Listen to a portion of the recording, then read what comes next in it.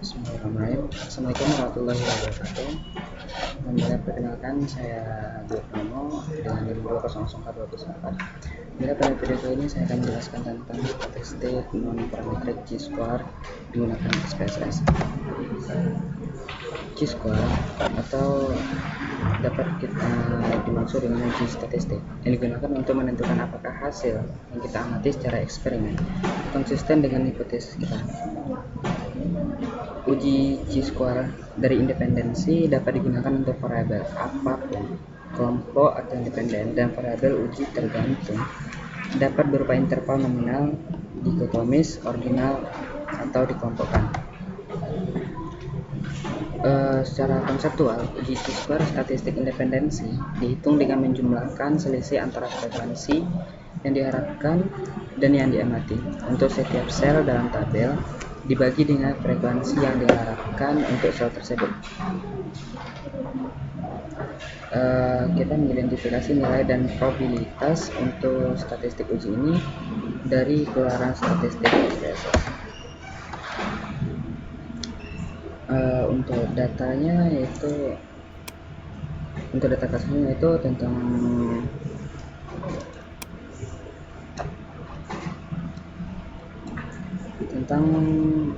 perbedaan makna kebahagiaan yang ditinjau dari umur seseorang.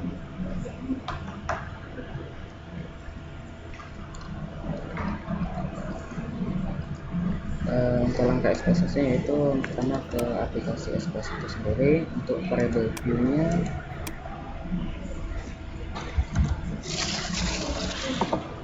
umur,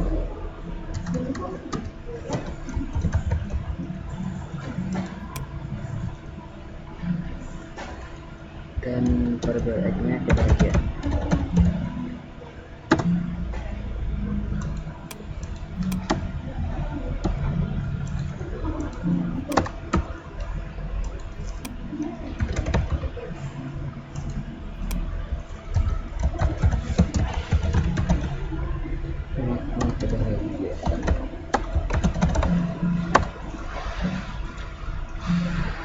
Untuk di value umurnya itu satu anak, untuk F yang kedua remaja, yang ketiga dewasa, dan yang keempat untuk lansia.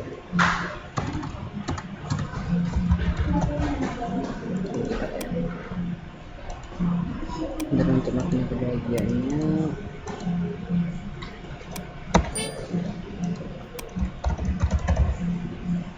senang, KF yang kedua emosi,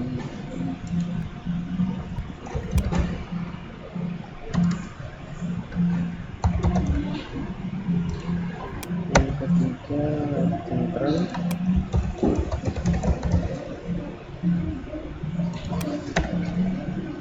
yang keempat marah,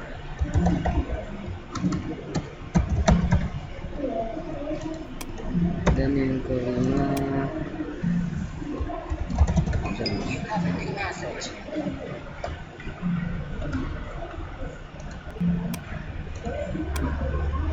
Dan untuk measure-nya nominal. Langkah selanjutnya itu ke data, masukkan data.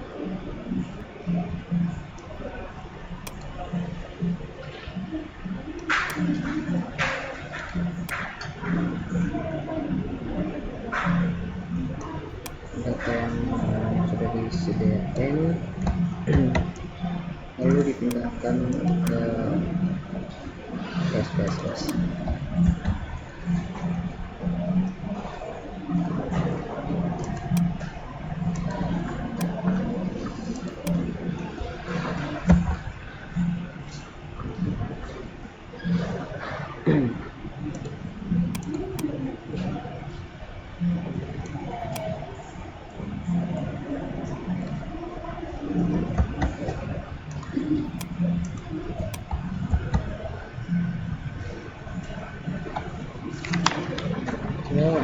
Untuk langkah penguji square-nya yang pertama klik analyze, lalu pilih descriptive statistik, lalu pilih square step.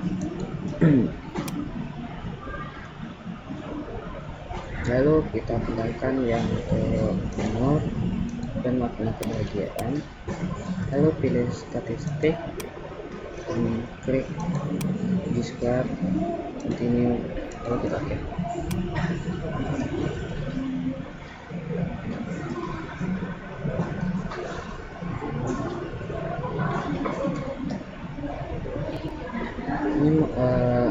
Ini merupakan output dari uji square-nya, yaitu dengan uji square-nya dasar pengambil keputusan yaitu dengan jika nilai signifikannya kecil dari 0,05 maka terdapat hubungan yang signifikan antara umur seseorang dan makna kebahagiaannya.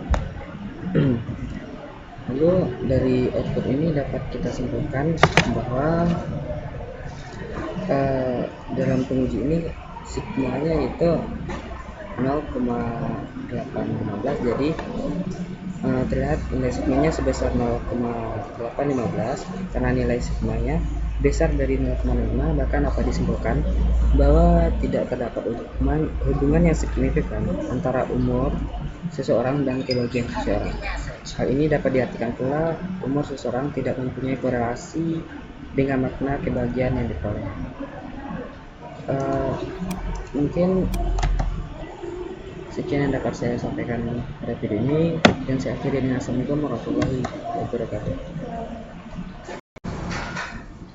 Assalamualaikum warahmatullahi wabarakatuh. Perkenalkan, saya Dutnomo dengan NIM 2042094. Bila pada video kali ini saya akan menjelaskan tentang uji untuk korelasi statistik dan parametrik rantes menggunakan SPSS. Definisi rantes atau dapat diartikan sebagai urutan data yang memiliki karakteristik yang sama. Urutannya didahului dan diikuti oleh data dengan karakteristik yang berbeda atau tanpa data sama sekali. Rantes atau tes jalan menggunakan jumlah jalan dalam urutan data sampel untuk menguji keacakan dalam urutan data. Tes berjalan untuk keacakan didasarkan pada urutan di mana data terjadi itu tidak didasarkan pada frekuensi data.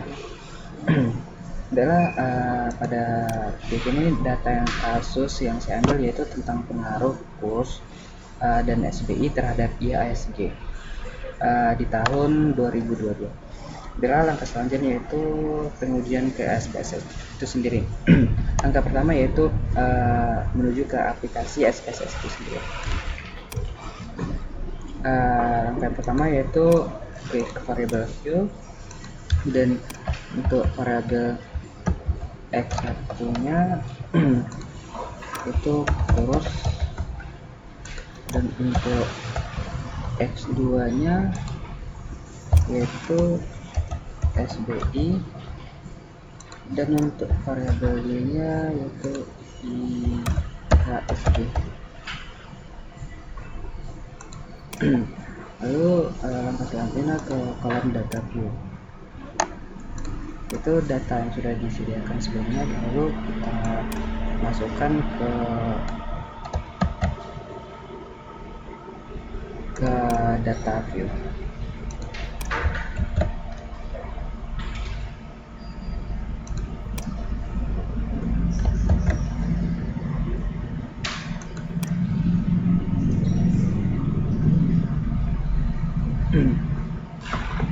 Lalu apabila data sudah dimasukkan, yaitu langkah selanjutnya yaitu untuk menguji untuk standarisasinya, yaitu yang pertama yaitu klik analyze, regresi, lalu klik linear.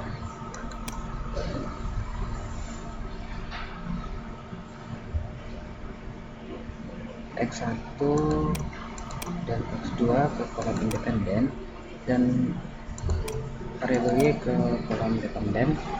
Lalu pilih save, klik standar residual, lalu klik continue, lalu oke.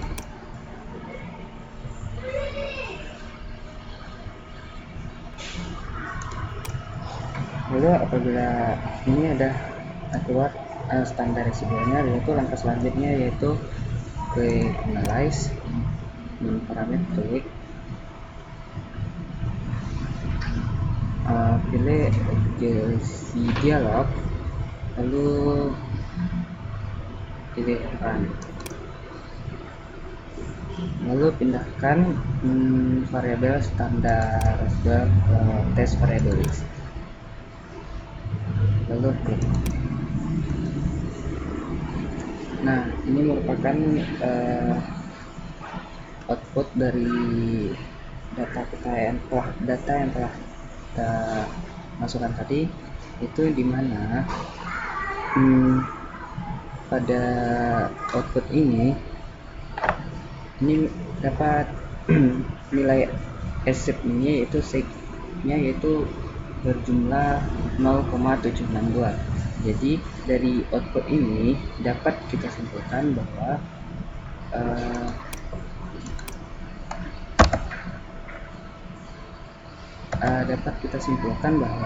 berdasarkan output SPSS di atas yang tadi diketahui nilai asset-nya sig-nya sebesar 0,762 atau lebih besar dari 0,05, maka dapat disimpulkan bahwa pada model regresi tidak terdapat gejala atau masalah autokorelasi. Dengan demikian, masalah autokorelasi yang tidak dapat terselesaikan dengan Darwin-Watson test dapat diatasi dengan uji run test, sehingga analisis regresi linear dapat dilanjutkan. Sekianlah yang dapat saya sampaikan pada video kali ini, dan saya akhiri dengan Assalamualaikum warahmatullahi wabarakatuh. Assalamualaikum warahmatullahi wabarakatuh. Perkenalkan saya Dio Purnomo dengan NIM 20424. Bila pada video kali ini saya akan menjelaskan tentang uji autokorelasi statistik non-parametric man-Whitney menggunakan SPSS. Definisi man-Whitney yaitu man-Whitney test adalah uji non-parametris yang digunakan untuk mengetahui perbedaan median dua kelompok bebas apabila skala data variabel terikatnya adalah ordinal atau internal tetapi tidak berdistribusi normal. Berdasarkan definisi di atas, uji man-Whitney test mewajibkan data berskala ordinal, interval ataupun rasio. Apabila data interval atau rasio, maka distribusinya tidak normal. Sumber data adalah dua kelompok yang berbeda, seperti misalnya yaitu kelas A dan kelas B, di mana individu atau objek yang teliti adalah objek yang berbeda satu sama lain. Bila data kasus yang saya ambil pada video ini yaitu seorang guru ingin mengetahui apakah ada perbedaan penggunaan metode diskusi terhadap hasil belajar pada mata pelajaran IPA di kelas 9. Untuk keperluan tersebut, guru tidak menggunakan metode diskusi pada kelas A dan menerapkan metode diskusi pada kelas B. Kemudian guru tersebut memberikan ulangan untuk masing-masing kelas dengan soal yang sama, maka diperoleh nilai hasil belajarnya. Untuk hipotesisnya itu apakah ada perbedaan hasil belajar IPA antara kelas A dengan hasil B. Bila untuk langkah selanjutnya yaitu pengujian ke SPSS menggunakan SPSS. Yang pertama yaitu ke aplikasi SPSS itu sendiri, lalu pada kolom variable group itu variabelnya hasil, dan untuk labelnya yaitu hasil belajar A, dan untuk variabel nya yaitu kelas.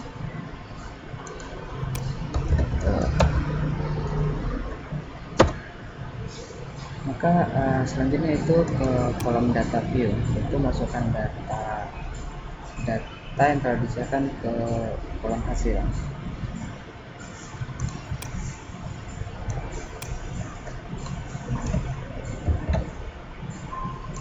Lalu kita pindahkan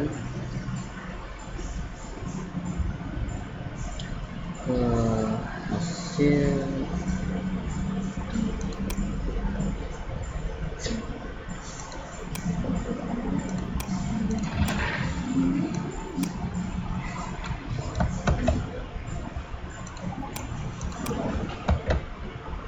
Lalu untuk kelas, masukkan data yang telah disebutkan, yaitu untuk kelas A diberi kode 1, dan untuk kelas B kita beri kode 2. Lalu kita pindahkan, kita masukkan ke kolom kelas. Lalu langkah pengujian selanjutnya yaitu klik analyze, klik non parametric, pilih legacy dialog, lalu pilih to independent sample, klik. Lalu untuk hasil belajar kita pindahkan ke variabel test, dan untuk kelas kita pindahkan ke grouping variabel. Lalu define grupnya grup 1 atau kelas kita buat kelas 1, dan untuk kelas B 2. Untuk klik. Lalu pada test type-nya untuk menguji main switch unit testnya yaitu kita checklist. Lalu kita klik OK.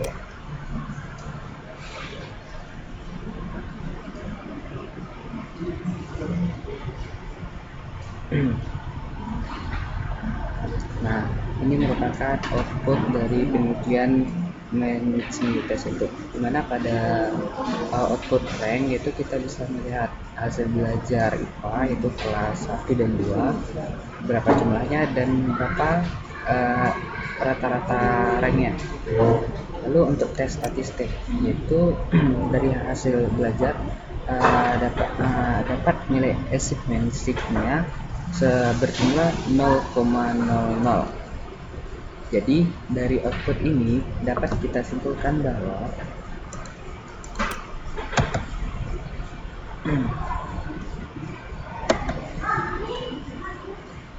dari hasil interpretasi hasil output uji Mansfield tadi dapat disimpulkan yaitu berdasarkan output SPS tes statistik tadi diketahui nilai achievement stick-nya sebesar 0,00 atau lebih kecil dari 0,05. Maka dapat disimpulkan bahwa hipotesis diterima. Dengan demikian, dapat dikatakan bahwa ada perbedaan hasil belajar IPA antara kelas A dengan kelas B, karena ada perbedaan yang signifikan. Maka dapat dikatakan bahwa ada pengaruh penggunaan metode diskusi terhadap hasil belajar pada pelajaran IPA di kelas 9. Sekianlah yang dapat saya sampaikan pada video ini, dan saya akhiri dengan assalamualaikum warahmatullahi wabarakatuh.